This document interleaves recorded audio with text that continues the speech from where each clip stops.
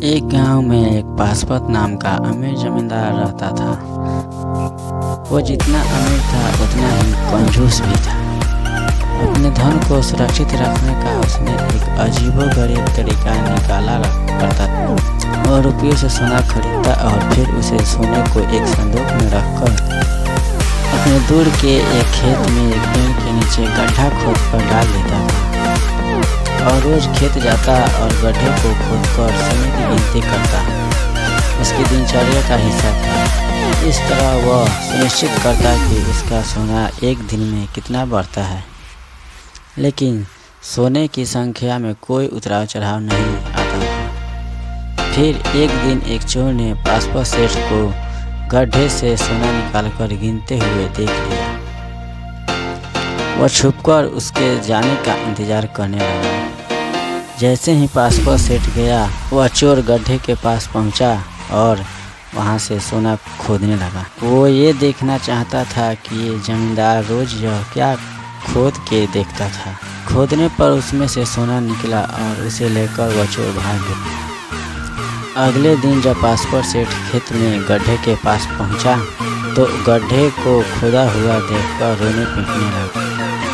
उसके रोने की आवाज़ सुनकर वहां से गुजरते एक राहगीर के कानों में पड़ी। फिर राहगीर वहीं रुक गया।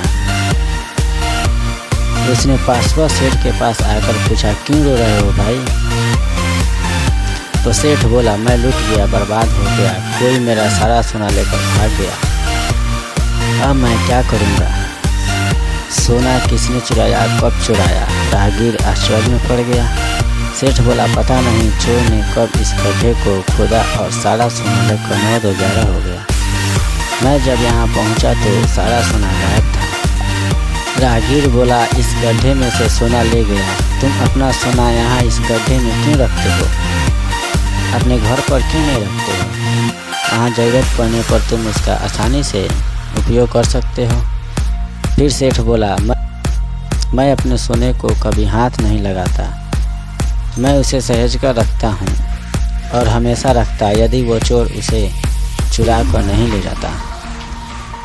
यह बात सुनकर राहगीर ने सेठ से बोला, सुनो, तुम्हारा सारा सोना वापस मिल जाएगा, पर तुम आज एक प्रण लो कि आज से कंजूसी छोड़ दोगे और गरीबों की मदद करोगे। फिर सेठ बोला, हाँ, मैं वैसे। उसके बाद राहगीर ने जमीन से कुछ कंकड़ उठाए और उसे गड्ढे में डालकर बोला, इस कंकड़ से पौधा बनेगा, तुम इस पौधे को देखभाल करना और जब ये पौधा बड़ा होगा तो तुम्हारा सोना मिल जाएगा। सेठ कुछ समझा नहीं और सोचने लगा और इसी बीच यह बोलकर राहगीर वहाँ से चला गया। लेकिन फिर भी सेठ को राहगीर के बातों पर यकीन नहीं था, पर उसके पास कोई और भी तो चारा नहीं था। फिर सेठ ने राहगीर के बताए मुताबिक ही काम किया और कंजूसी छोड़ दी और गरीबों में अन्न तथा कपड़े दान देने लगा।